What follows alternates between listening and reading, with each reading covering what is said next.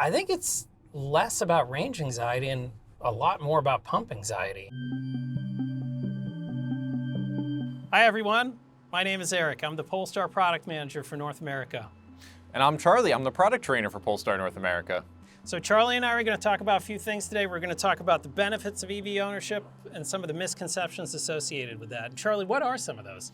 Yeah, so today we're going to be covering performance, driving experience, as well as cost of ownership, emissions, and general convenience of owning an EV. All right, what do you say? Should we hit it? Let's do it.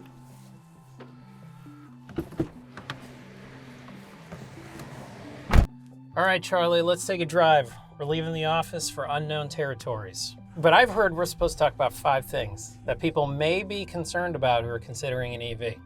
Yes, so first one, obviously performance. Yeah. We've got the driving experience itself, the cost of ownership, emissions, as well as general convenience. All right, take us off, Charlie. Where are we going?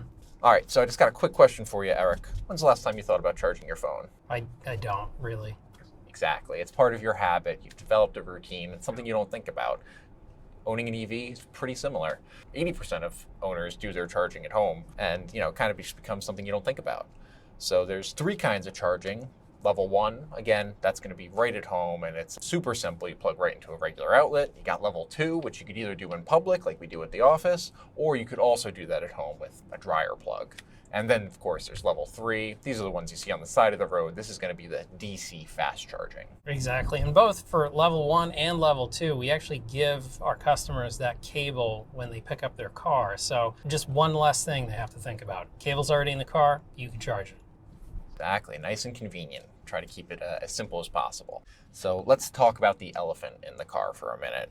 Range anxiety. Yes, a term that's been thrown around a lot the last few years. And I mean, to be honest with you, the way things are now with the price of gasoline, I think it's less about range anxiety and a lot more about pump anxiety.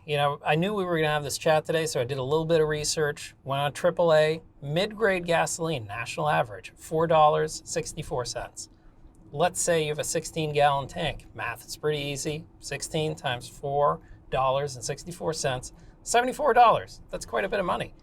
Now, if you take the car that we're driving, Polestar 4, 100 kilowatt battery. Let's say in theory you completely drain the battery, which we don't recommend. But if you did, we also found information on the U.S. Energy Information Administration, and there they say the average residential utility rate is 19 cents per kilowatt. Math is pretty easy there too. Take 100 kilowatts times 19 cents, that's $19. I mean, it's not hard to argue with the math there. I mean, there's obviously a massive benefit to driving an EV from a cost standpoint. And then, the other thing, if we're talking statistics, the average American really only drives 30 miles every day. Yeah. So you're going to be doing that on a fraction of your EV's battery. You're absolutely right, Charlie. And then, one of the other great things about owning an EV, even outside of the daily driving, if we wanted to plan a road trip, we have Google Maps, and again, integrated right into the Polestar. So what we could do, we could go ahead, we could type in where we want to go, outside of our current range, and it's going to plan our whole route for us. So it'll let us know where we're going to stop to charge, how long we're going to charge there, and it'll even tell us the state of charge when we arrive at our destination. Yeah. And we could tweak that just in case we want to be able to do a little running around once we get where we're going. Exactly, and I think that's where a lot of people feel mostly uncertain is those long road trips. And knowing that you have the technology in the car to make it easy and convenient for you, amazing. Absolutely. Just let the car do the worrying and the planning for you. Yep. So let's talk about winter real quick. How does that affect the car's range? Well, as you know, Charlie, we often say, when in doubt, plug it in. Same goes for winter. If you can precondition the cabin and the battery, please do so. You're going to get a lot more range because you're not going to need to use the battery to heat it up as you're driving because you've already done it before you left. Exactly. And the other cool thing that our cars do, when you're on your way to a charging station, especially a fast charger, the battery will actually warm itself up or cool itself down so it's at the optimal temperature to really take advantage of the absolute fastest charging it can get. Absolutely. So when you are on a road trip, you're going to be stopping really quick and right back on the road as soon as you can. Exactly.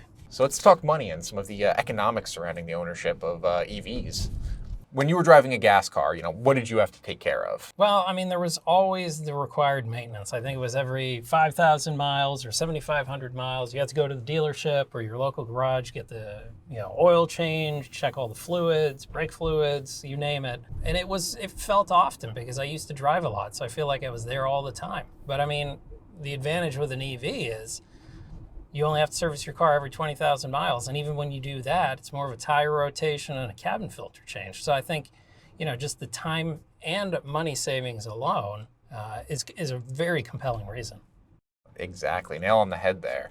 And then, also on our website, Polestar.com, we have an EV savings calculator. You can also check it out at all of our dealerships. But it'll actually show you can compare your old or current gas-powered car to what an EV would cost you, like a Polestar 3 or Polestar 4 like we're in. So you can compare prices based on where you live, based on energy prices, local gas prices. It's a really powerful tool and is great for comparing cars. Exactly. And to be honest with you, it's the best way to experience any car. Go to the dealership, talk to the people, experience it, touch the materials. It's a no-brainer. Absolutely. And when you do go into your local dealership, they're going to be able to help you out with getting a charger installed in your home, any local or state incentives. So it's going to make the buying process a whole lot more clear for you. At Polestar, we're all about providing that clarity. Exactly.